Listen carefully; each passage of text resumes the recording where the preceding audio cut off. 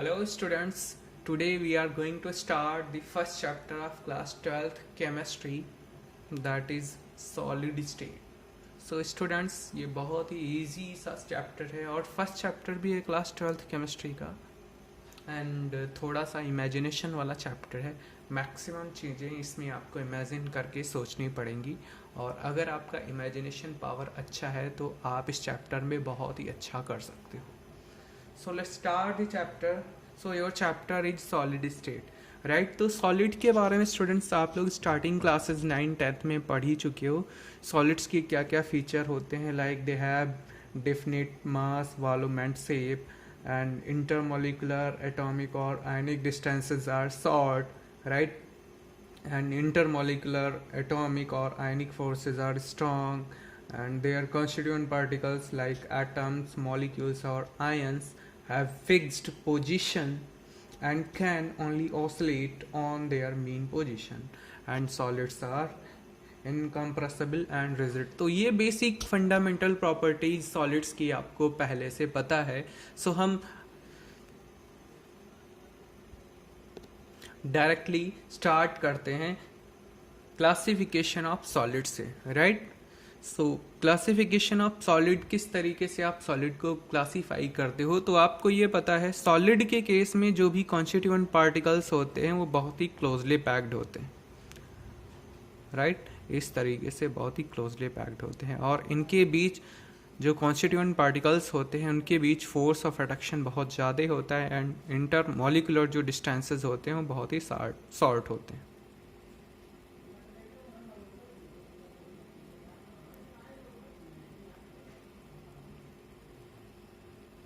Right तो यहाँ पर कॉन्स्टिट्यूएंट पार्टिकल्स के अरेंजमेंट के बेसिस पे आप सॉलिड को जनरली दो पार्ट में कैटेगराइज कर सकते हो, जिसमें एक को बोलते हैं क्रिस्टलाइन सॉलिड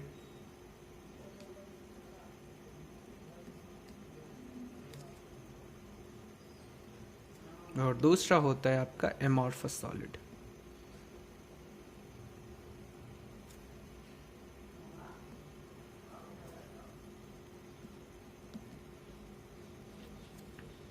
क्रिस्टलाइन सॉलिड्स क्या होते हैं? ऐसे सॉलिड्स जिसमें कॉन्स्टिट्यूएंट पार्टिकल्स का अरेंजमेंट रेगुलर पैटर्न पर होगा, राइट? इसका मतलब ये है कि सपोज दो तरीके के आपके कॉन्स्टिट्यूएंट पार्टिकल्स हैं क्रिस्टलाइन सॉलिड के केस में, ए एंड बी। तो इनका अरेंजमेंट कुछ इस तरीके से होगा, ए के बाद बी आएगा, देन बी के बाद ए आएगा, then B A and B. उसी तरीके से यहाँ पर B A B A B and A. उसी तरीके से यहाँ पर अब आपको बेसिक आइडिया मिल ही गया होगा, क्योंकि यहाँ पर जो कॉन्स्टिट्यूएंट पार्टिकल्स का अरेंजमेंट है वो रेगुलर पैटर्न पर है, यानी एक के बाद एक आएगा। तो यहाँ पर हो जाएगा आपका ए, यहाँ पर हो जाएगा बी, यहाँ पर फिर से होगा ए, यहाँ पर क्या होगा बी, राइट? उसी तरीके से यहाँ पर अगर आप देखोगे ये होगा बी ए और यहाँ पर होगा बी, यहाँ पर होगा ए, यहाँ पर होगा बी और यहाँ पर होगा ए, राइट? तो क्रिस्टलाइन सॉलिड के केस में जो आप फर्स्ट पॉइंट लिखोगे, यहाँ पर लिखोगे आप long range orderly arrangement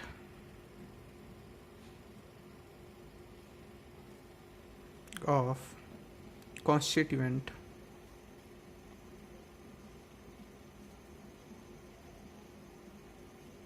particle, right? Orderly arrangement होगा और ये लॉन्ग रेंज में होंगे, मतलब इससे आप आगे भी देखोगे तो आपको सेम पैटर्न ही मिलेगा, ए के बाद बी, बी के बाद ए, यही सेम पैटर्न फॉलो होगा इस पूरे क्रिस्टल्स में, इसके पूरे स्ट्रक्चर में सेम पैटर्न फॉलो होगा।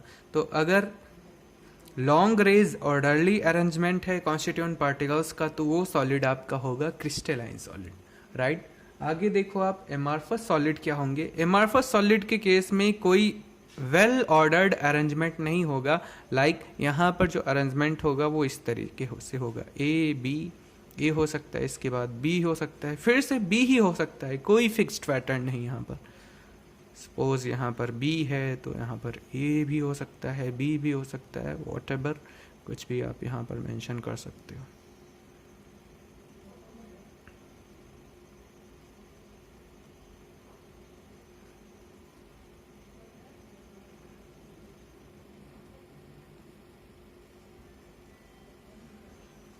राइट। सो जहाँ पर रेगुलर और वेल ऑर्डर्ड अरेंजमेंट नहीं होगा कॉन्स्टिट्यूएंट पार्टिकल्स का, ऐसे सॉलिड को आप बोलोगे एमार्फस सॉलिड। राइट। इसमें आप पॉइंट नंबर फर्स्ट मेंशन करोगे short range,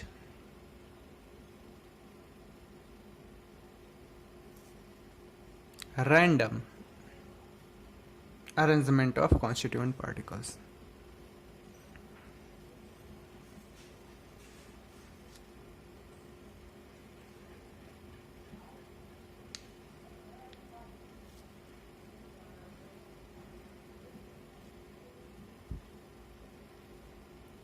right. I think ये दोनों पॉइंट्स आप लोगों को अच्छे से समझ में आ गया होगा।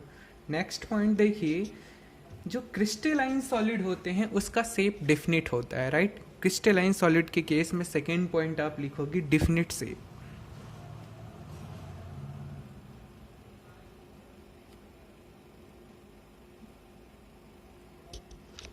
एंड एमार्फस सॉलिड के केस में आप लिखोगे इरेगुलर शेप।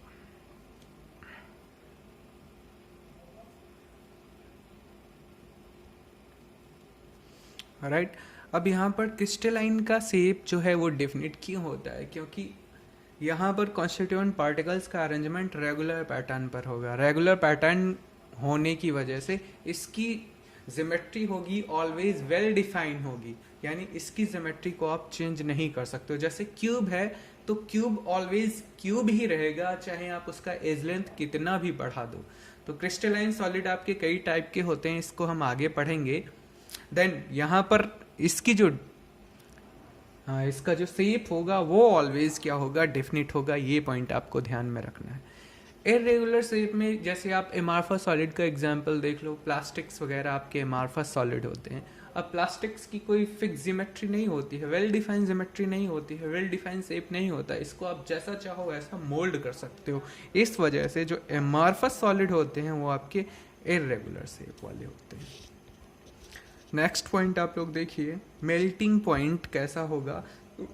क्रिस्टलाइन सॉलिड्स में मेल्टिंग पॉइंट इसका बहुत ही शार्प होता है, तो यहाँ पर आप मेंशन करोगे शार्प मेल्टिंग पॉइंट, या they have sharp melting point. Right. Amorphous solid के केस में क्या होगा?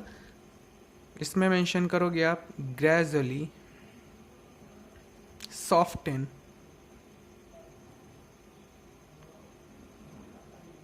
over a range of temperature.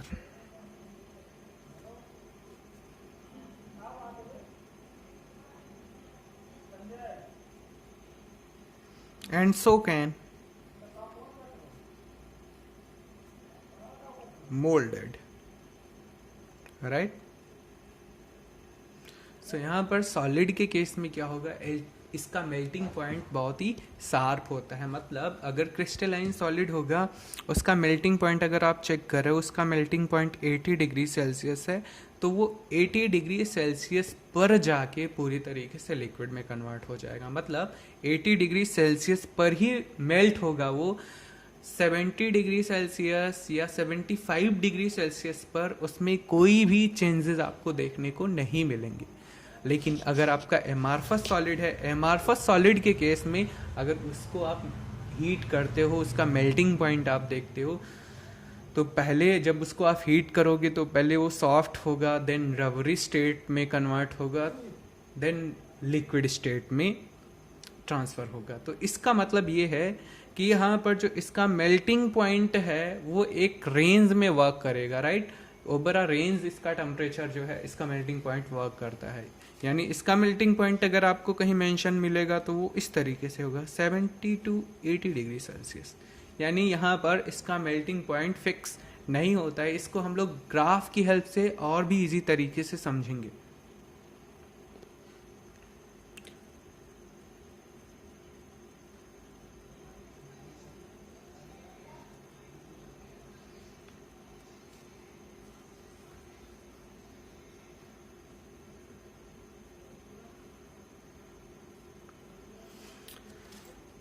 if you plot a graph between time versus temperature, so we can say that how to change the temperature, how to change the melting point of the substances. आप यहाँ पर इसको easily समझ सकते हो. Suppose आप graph plot कर रहे हो टेम्परेचर वर्सेस टाइम.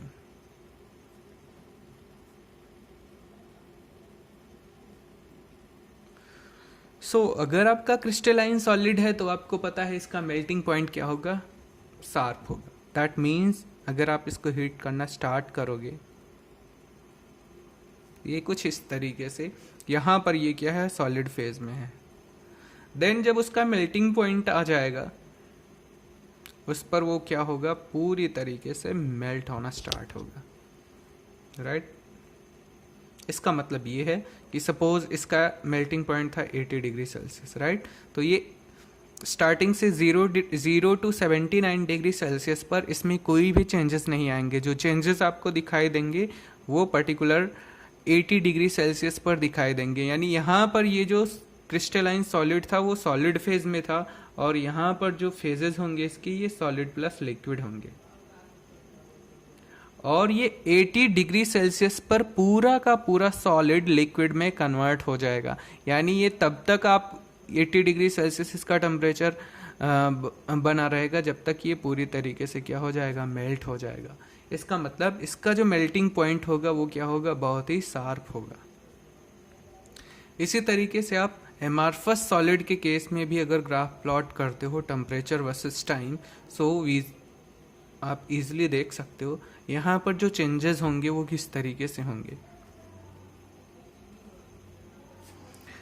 यहाँ पर देखो एमार्फस सॉलिड को अगर आपने हीट करना स्टार्ट किया तो यहाँ पर सपोज टेम्परेचर यहाँ पर पहुँचा तो यहाँ पर ये क्या होगा, सॉफ्ट होना स्टार्ट होगा. सॉफ्ट होगा देन वेरी सॉफ्ट होगा और इस पॉइंट पर जाकर फिर वो मेल्ट होगा. इसका मतलब क्या है, इसकी जो मेल्टिंग है वो एक पर्टिकुलर टेम्परेचर रेंज में वर्क कर रहा है. तो अगर मेल्टिंग पॉइंट टेम्परेचर रेंज में वर्क करता है तो दैट मीन्स वो सॉलिड कैसा होगा आपका, एमार्फस सॉलिड. जैसे प्लास्टिक्स हैं आपके, प्लास्टिक्स को अगर आप हीट करते हो तो डायरेक्टली वो लिक्विड में नहीं कन्वर्ट होता, वो धीरे धीरे पहले सॉफ्ट होता है, सॉफ्ट होने के बाद फिर मेल्ट होता है. राइट तो इस वजह से जो आपका प्लास्टिक्स होते हैं या फिर और भी लाइक ग्लासेस हो गए आपके, ये सभी क्या होते हैं, एमार्फस सॉलिड होते हैं. राइट अगला पॉइंट आप लोग देखिए, हीट ऑफ फ्यूजन.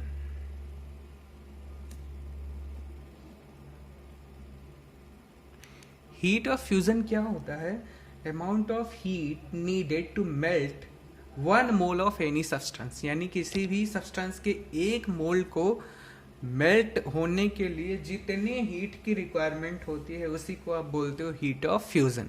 तो क्रिस्टलाइन सॉलिड के केस में देखो इसका मेल्टिंग पॉइंट क्या होता है, शार्प होता है. इसका मेल्टिंग पॉइंट शार्प होने की वजह से यहाँ पर हीट ऑफ फ्यूजन जो होगा वो कैसा होगा, क्रिस्टलाइन सॉलिड के केस में डेफिनेट होगा. राइट एंड एमार्फस सॉलिड के केस में जो हीट ऑफ फ्यूजन होगा वो नॉट डेफिनेट नहीं होगा. तो आप यहाँ पर मेंशन करोगे नॉट डेफिनेट या heat of fusion not definite, इस तरीके से मेंशन कर लो.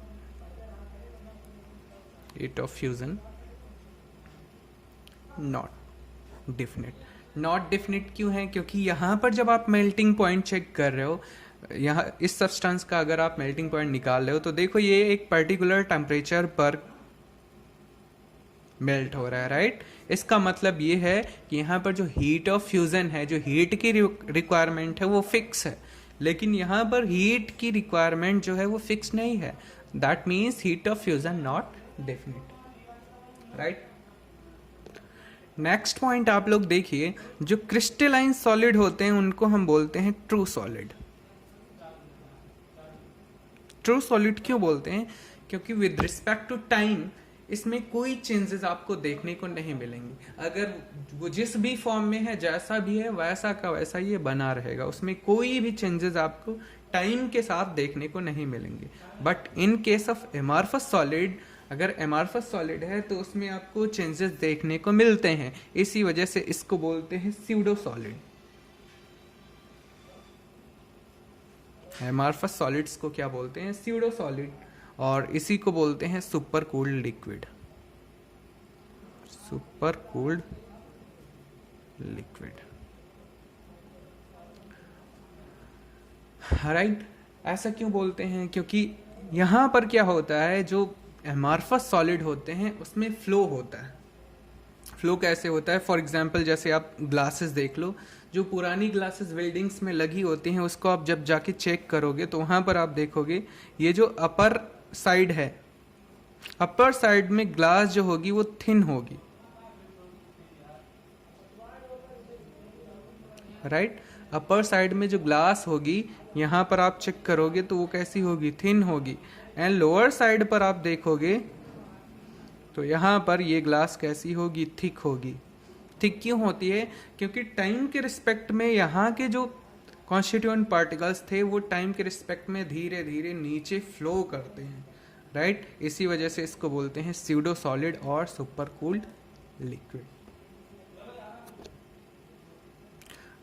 अब क्रिस्टलाइन सॉलिड को आप कैसे प्रिपेयर करते हो? तो अगर स्लो कूलिंग करते हो किसी भी लिक्विड की, स्लो कूलिंग करते हो with specific condition, slow cooling अगर आप करोगे, यानी ये मेथड ऑफ प्रिपरेशन की मैं बात कर रहा हूँ, स्लो कूलिंग आप करते हो विद स्पेसिफिक कंडीशन,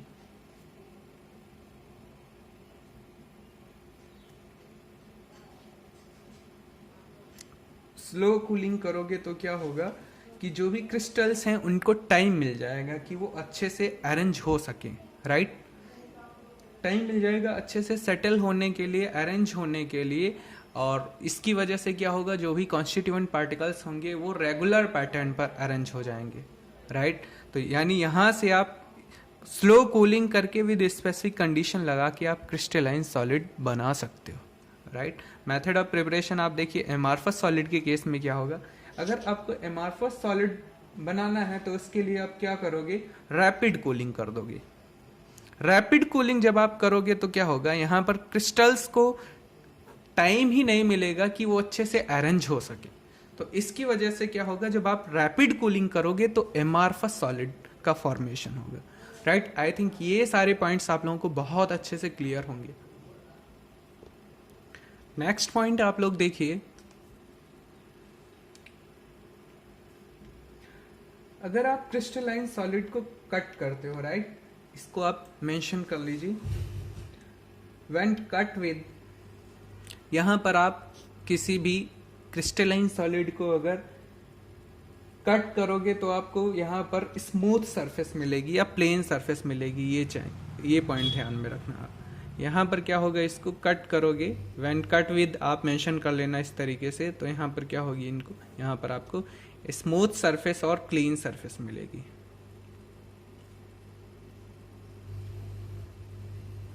एंड अगर आप एमार्फस सॉलिड को कट करते हो विद नाइफ तो यहां पर क्या होगा, आपको रफ सरफेस मिलेगी। ये पॉइंट आप लोग ध्यान में रखना, रफ सरफेस और इर्रेगुलर सरफेस मिलेगी।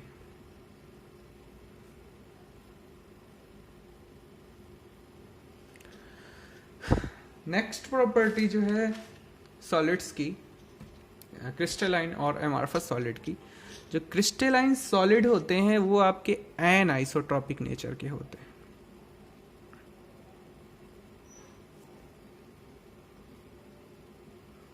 Right. Crystalline solids an isotropic nature के होंगे, एंड एमार्फस सॉलिड जो होगा वो आपका आइसोट्रॉपिक नेचर का होगा।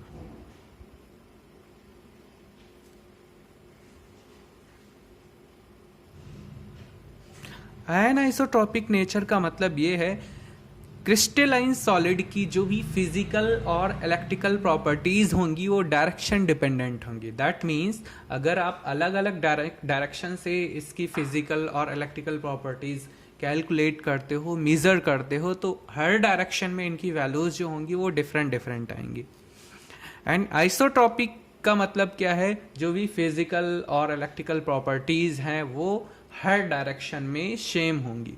अब ऐसा क्यों होता है, क्रिस्टलाइन सॉलिड के केस में आपने देखा है जो भी कॉन्स्टिट्यूएंट पार्टिकल्स होते हैं उनका अरेंजमेंट रेगुलर पैटर्न पर होता है, राइट, इस तरीके से होता है।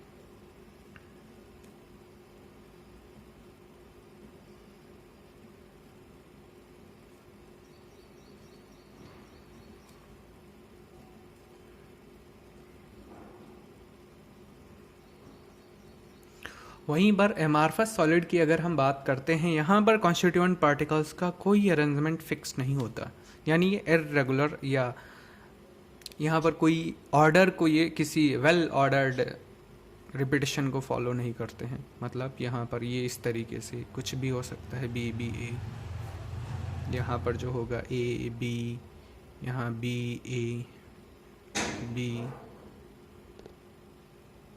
देन यहाँ पर क्या होगा आपका ए बी बी ए, इस तरीके से आप कुछ भी कर सकते हो क्योंकि यहाँ पर ये किसी फिक्स्ड पैटर्न को फॉलो नहीं करते हैं। अब ये एन आइसोट्रॉपिक नेचर के क्यों होते हैं? इनकी जो फिजिकल और electrical properties like electrical conductance हो गया या आप रिफ्रैक्टिव इंडेक्स की अगर आप बात करते हो, ये डायरेक्शन डिपेंडेंट क्यों होते हैं?